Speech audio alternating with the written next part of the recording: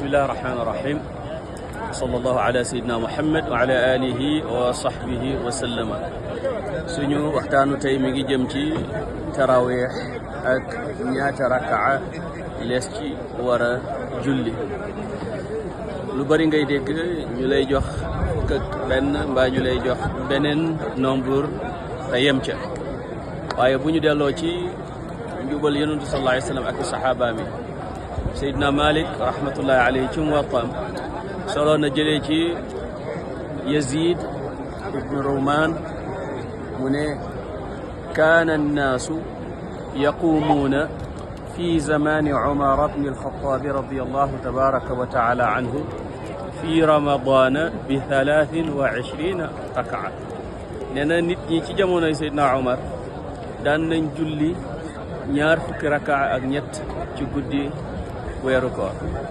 waaye danañ jàng tamit ci Saa'ib ibn Yazid ci Muwatta imam Malik solo ko mu ne Seydina Umar ibn al-Khattab radiyallahu anhu digal na Tamim ad-Dari, digal na Ubay ak Tamim ad-Dari ñuy jiite nit ñi di julli fukki rakaa ak benn.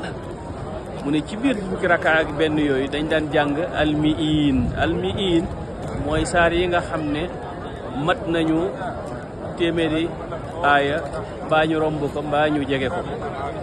nee na loolu dañ daan jàng yàggaay ba tax na daan nañ dem bay sukkandiku ci suñuy yet. mu ne balaa fukki rakk yi ak benn daan pare da ngay gis ne fajar gi ñu ngi ci banqaasi fajar gaa ngi bëgg a xar. loolu nag li muy firi mooy ak yaatu am na ci lii.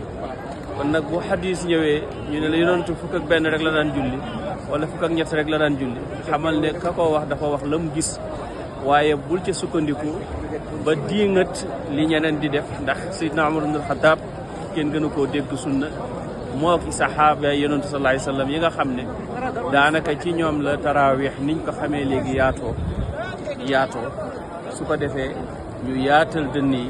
waaye li nga xam ne nag moom la ñu war a moytu mooy li ngay gis léegi ci internet bi ñu naan la naafila tey gi ñeenti rakkaa la, laaka bu nekk nangam nga ciy jàng loolu du sunna du diine.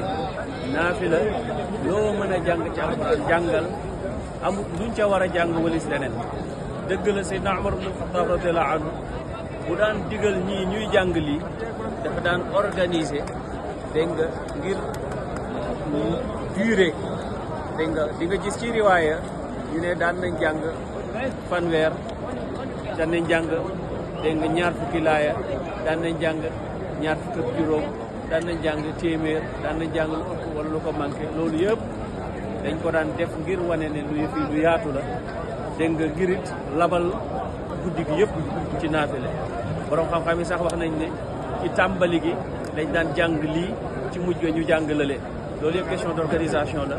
waaye naafile yi tey nangami rakka la, saar sangam ak saar sangam les ci war a jàng, loolu amul cosaan ci alquran, amul cosaan ci sunna, amul cosaan ci dégg nga atharu salafi salihi rahmatullahi ala aljamii. ala wa sallallahu ala sayyidina muhammad wa ala alihi wa sahbihi wa sallam. amin.